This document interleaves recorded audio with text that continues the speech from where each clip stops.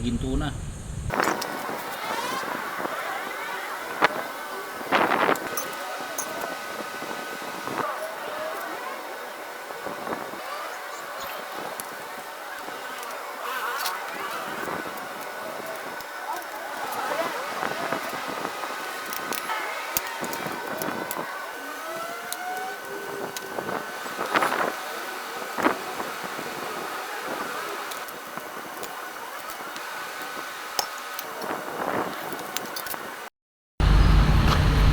Grabe, sa sobrang tagal ko hindi nabaklas to. Tingnan mo naman itsura nito.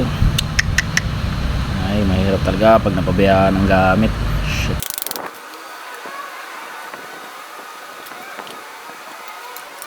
Itsura yan.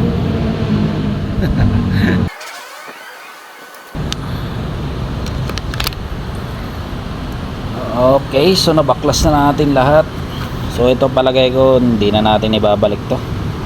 So papalitan na lang natin siguro yan. Ano ba mga kailangan natin palitan dito? Bottom bracket.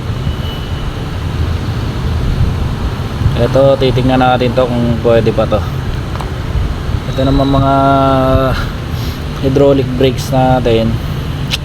Dati ko rin pa kasi gustong palitan to pero tingnan natin kung ano ba magagawa natin dyan. Okay. So grabe mga kalawang. Ito yung kadena natin, yung bottom bracket natin. So tingnan natin kung ano. So ito naman yung sa cockpit tsaka yung upuan. Ito palagay ko kailangan na natin palitan din yung headset natin. Ayan, pati mga bearings nito palitin na rin yan.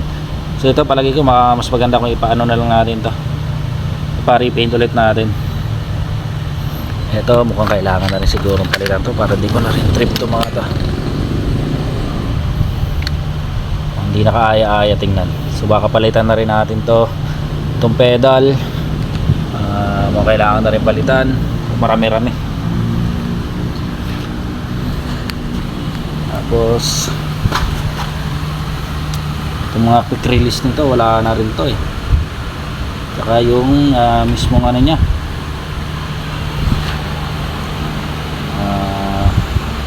mga hub, gulong na ito sa harap. Ito palitin na, ito goods pa to.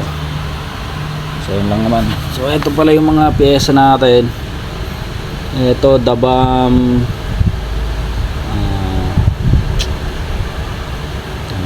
dabam darim. Ayan. Ito separate ko rin binili to, dabam darim. So itong ano natin, itong frame Venso yan, Venso FX3 na 26er na medium. Kaya lang yung original na kulay niya pina-repaint natin kasi grabe sobrang dami yung battle scars na. So ganun na rin yun, ang dami na ulit. Strider na handlebar, yung front shock natin, ano nga ba to? Ito Santor na XCR. So wala pa, palitan na natin to. Shimano hydraulic brakes. So handle post natin. So ano to? Dabam din, dabam da crown.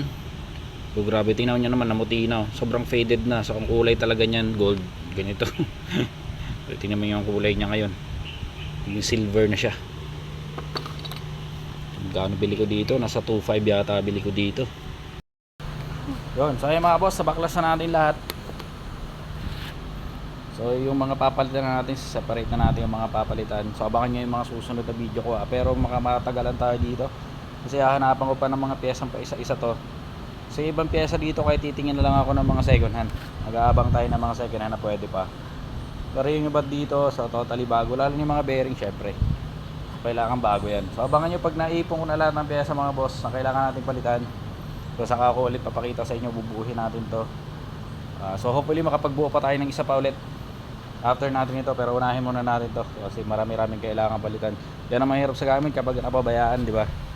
Sa halip na maliit lang yung gastos, ayan, gastos malala.